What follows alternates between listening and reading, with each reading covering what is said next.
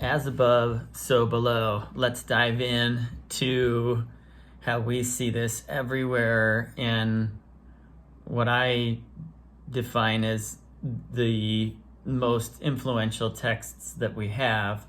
I'll dive into a good handful of examples, but basically, as above, so below, the origin of this comes from a Hermetic text.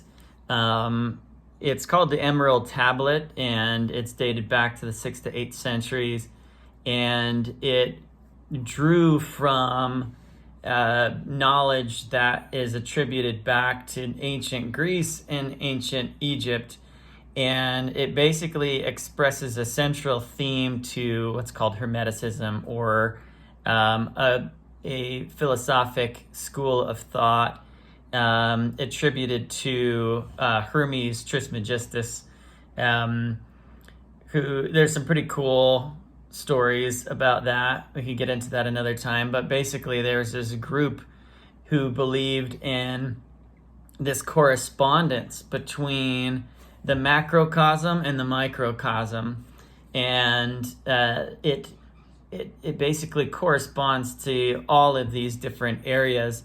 It could be like the universe and the individual. It could be like the heavens or the planets and stars and the earthly life that we experience here. It could be spiritual truths and physical realities, like things that we see in the physical world, kind of mirroring spiritual truths that we know at a deeper level.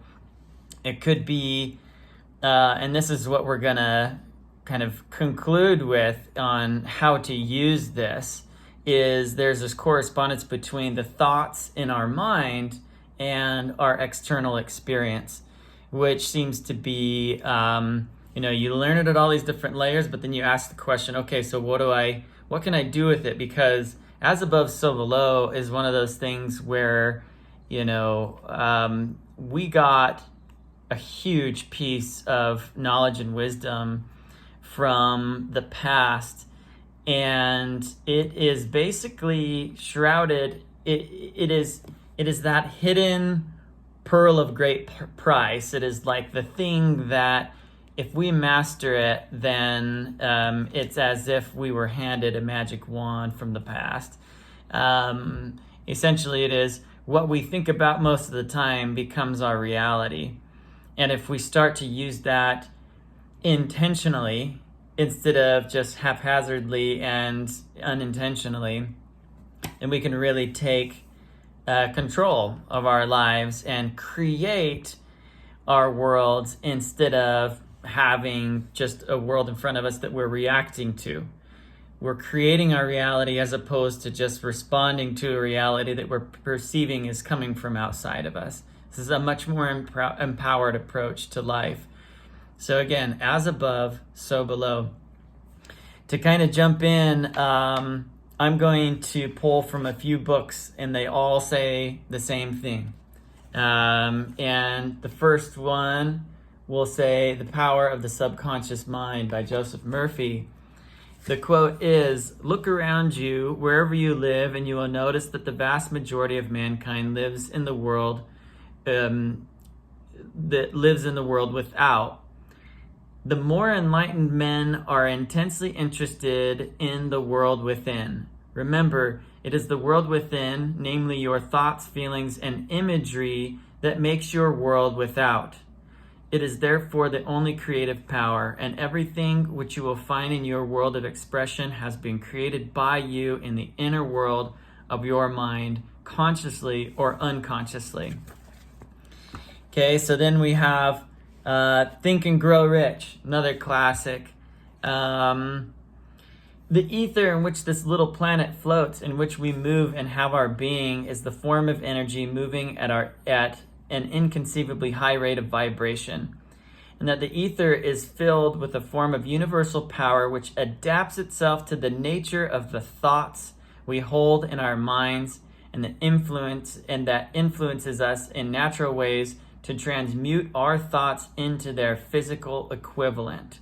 Our brains become magnetized with the dominating thoughts we hold in our minds. Another classic in my view is the Kybalion.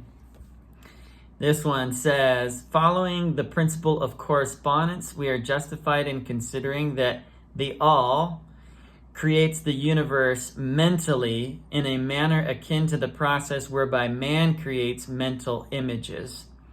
Just as you, student, may create a universe of your own in your mentality, so does the all create universes in its own mentality. And it would only be appropriate to jump straight to the Bible from that quote to John chapter 1, verses, let's say, 1 through 3. John, in the beginning, chapter 1, in the beginning was the Word, and the Word was with God, and the Word was God, and he was in the beginning with God, and all things were made through him, the Word, and without him nothing was made that was made. And so just to kind of expand on that a bit, it was spoken and therefore it was. So a lot of times, you can't have a word without a thought that preceded it. So that just kind of takes it one step further. It starts as a thought, then it becomes a word, then that word speaks it into existence. So that's another way to kind of use this as above, so below ability that we have, is to think it and then speak it as another way to take it a step further in creating the reality that we want. And of course, as a man thinketh. The aphorism, as a man thinketh in his heart, so is he, not only embraces the whole of a man's being, but also is so comprehensive as to reach to every condition and circumstance of his life. A man is literally what he thinks, his character being the complete sum of all his thoughts. And so essentially what we're looking at now is, okay, we have all of these great books pointing to this ancient wisdom, as above, so below.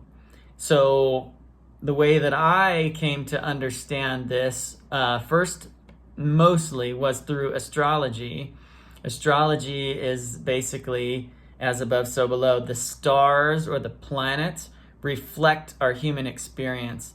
This is the same thing with like mythology and all the mythologies, let's say Greek mythology, Egyptian mythology, the origin stories like Adam and Eve and all these, and even great books and stories all have correspondences to, let's say, the archetype.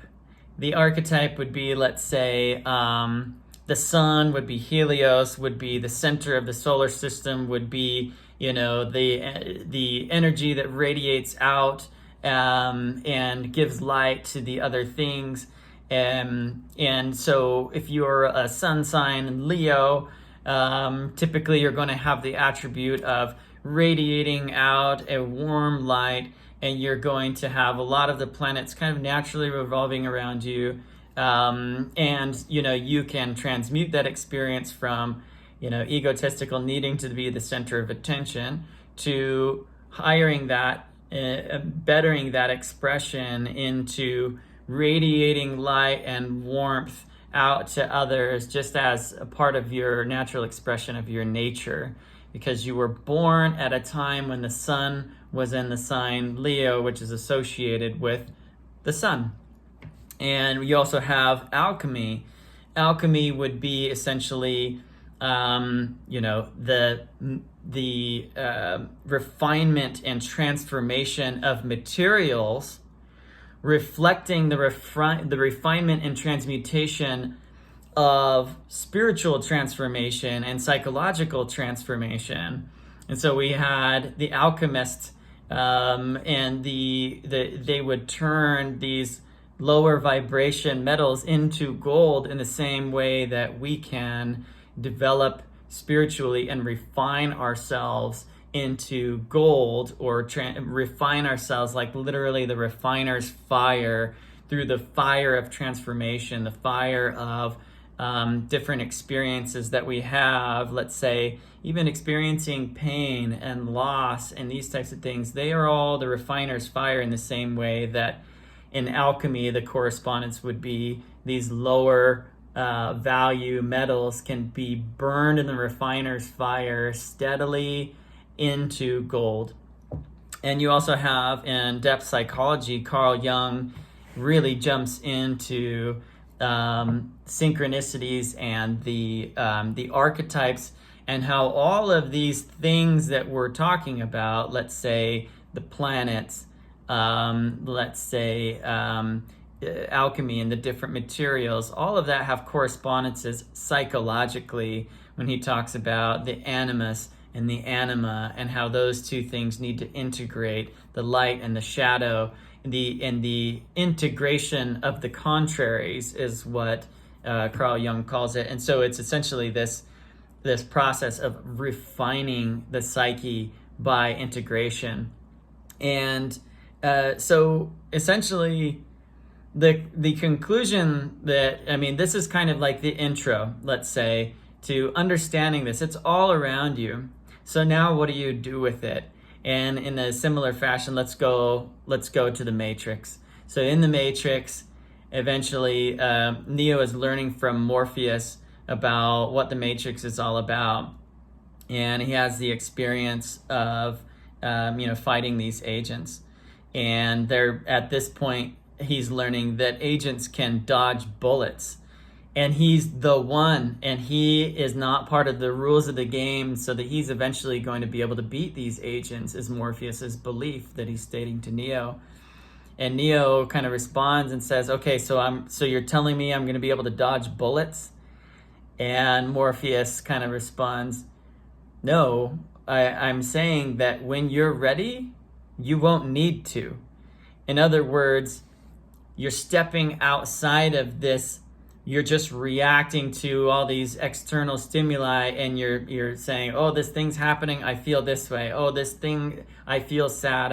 I feel angry now, so I'm going to react in an angry way. You're essentially accepting this, but you have to recognize that you are unintentionally and haphazardly creating that existence that you have begun up here within. And in your mind, you've mentally created your external circumstances. And so you don't have to dwell on that very long to say, oh my God, I created all this. Like that, that's a really hard pill to swallow. But once you do, then you start to say, now hold on a minute. If I created these negative external circumstances, am I also able then to transmute that, refine that, and turn my external experience into a positive one, starting with what I actually have control over, which is my inner world, my psyche. And I have the ability to go in and face my shadows, face my fears, do this type of psychological work. And I basically just pretend, as in you're tending to a garden, you're pretending the garden that you want to experience.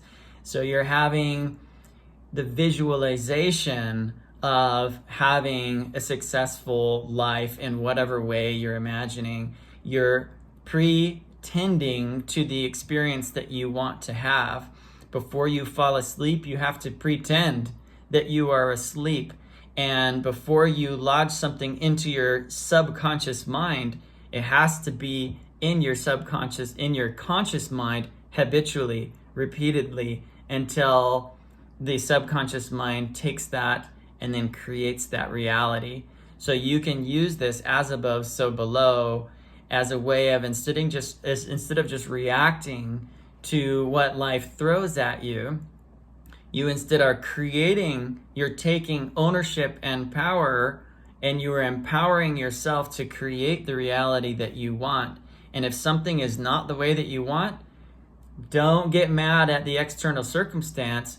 Take ownership, go within, and create the thing that you actually do want, and learn about how to do this along the way. That is the process of refining your psyche and refining yourself from this lower expression of how we live into this highest expression of how we live. And that's in an empowered, creative way. You are taking ownership of your life. You are creating the reality that you want. And it all is the secret is Don't try to change your external reality on the external plane. You can try, you do not have full power over that. You can do the best you can to change your external circumstances, but what you have full power of are the thoughts that stay in your mind. You can't determine the thoughts that come and go, but you can let them pass, or you can nurture them and build upon them.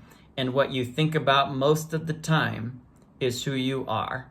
And it is the thing that creates your external reality, as we've seen from all of these books that are trying to shake us by the shoulders and tell us the same truth over and over and over again. So I'll talk about this a little bit more, but this is the intro.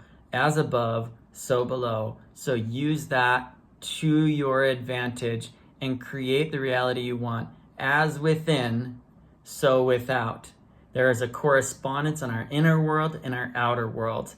We don't have as much control of our outer circumstances as we do our inner world. So go within. That's the key. Go within, see what's going on in there, examine the thoughts, examine your life, know thyself. That's this sort of resounding lesson from all of the sages, and really hidden within all the wisdom traditions that we have access to. Go within, know thyself, create that reality, and essentially you become like God because you are creating your reality instead of just living in a reality that you think is someone else's. So, as within, so without. Go within and make the changes you want to see in your outer world. We'll talk next time.